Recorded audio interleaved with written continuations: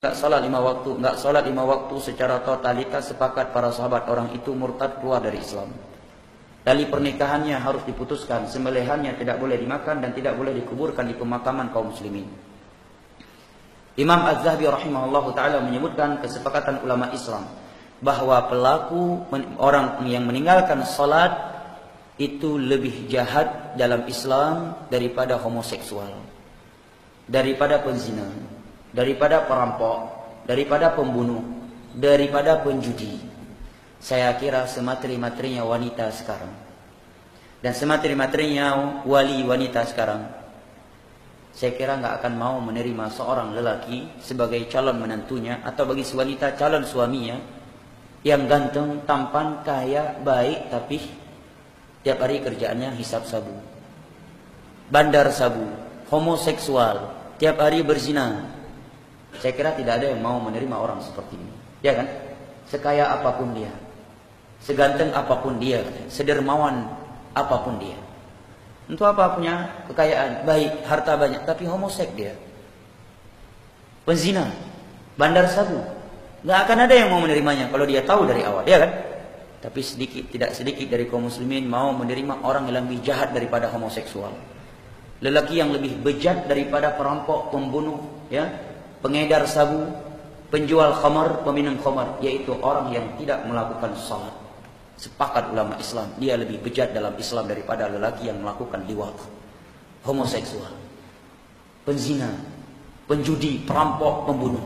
Lebih jahat yang meninggalkan salat di dalam Islam. Salat adalah satu-satunya ibadah yang Nabi mengambilnya ke Sidratul Muntaha.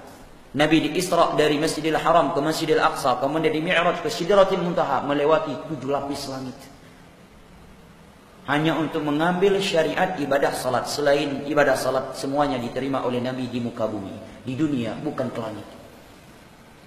Dan Nabi SAW bersabda, al-ahdu alladhi bainana wa bainahum as-salah, faman tarakaha faqad kafar.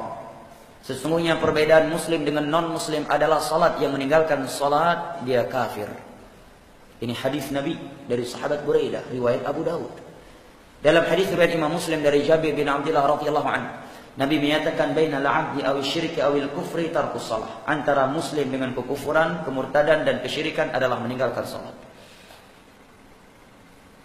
Imam Ibnu Abdul Bar dalam kitabnya Tamhid, beliau hidup pada abad ke-4, menukilkan kesepakatan para sahabat bahwa orang yang meninggalkan salat secara totalitas hukumnya kafir, keluar dari Islam. Hanya setelah 3 generasi berlalu baru ada beberapa ulama berpendapat kalau dia masih meyakini wajib, belum kufur, cuma dosa besar, dipenjara, disiksa, dicambuk. Tapi kalau dilihat pada pendapat para sahabat, kata Imam Ibnu Abdul Bar, mereka sepakat. Di antara yang menyatakan demikian adalah seorang ulama tabi'in yang bernama Abdullah bin Syaqiq. Beliau menyatakan, kana sahabata la yarawna tarka syai'in minal a'mali kufrun illa shalah. Para sahabat Nabi tidak pernah menilai dan berpendapat meninggalkan suatu ibadah dapat mengeluarkan seorang dari Islam kecuali salat. Saking besarnya masalah salat ini, Nabi Ibrahim, bapaknya para nabi, bapaknya para rasul, yang telah Allah beritakan kepada beliau bahwa anak keturunannya itu dari orang-orang yang ada dari kalangan nabi dan para rasul. Bersama itu beliau masih berdoa, Rabbi ja'alni muqimas salati wa min dzurriyyati. Ya Allah, jadikanlah aku dan anak keturunanku dari orang-orang yang menegakkan salat. Pentingnya masalah salat ini, Allah memerintahkan kita untuk memerintahkan keluarga kita melakukannya. Bukan sekedar kita, wa'mur ahlaka bis salati wastabir 'alaiha. Perintahkan keluargamu untuk melakukan salat dan tetaplah kamu bersabar dalam memerintahkan mereka salat.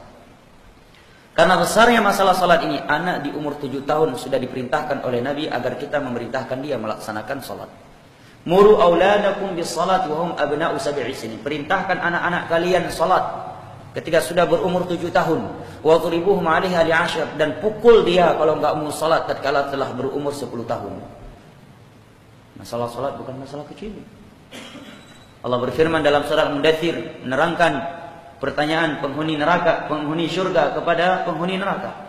Ma salakakum fi saqar? Wahai penghuni neraka, apa yang membuat kalian tersungkur ke dalam neraka saqar? Mereka menjawab, lam nakum minal musallin, karena dahulunya kami tidak melakukan salat. masalah salat ini saking besarnya masalah salat di sisi Allah Jalla wa Ala. Jangankan meninggalkannya, melakukannya di luar waktu atau tepat waktu, hanya saja dia dengan sengaja tidak menerapkan wajibat dan rukunnya, Allah ancam dengan sebuah lembah yang ada di dalam api neraka. Allah berfirman, fawailul lil shallin alladzina hum 'an salatihim sahun. Wail kata sahabat Abdullah bin Abbas, wadin finnar, sebuah lembah yang ada di dalam api neraka. Wail bagi orang-orang yang salat, alladzina hum 'an salatihim sahun, yang sahun dari salat mereka. Maknanya kata para ulama, sahun dia mengerjakan sesuai dengan rukun, wajibat, sunnah, tapi di luar waktu. Subuh kena jauhkan tu baru sembahyang subuh.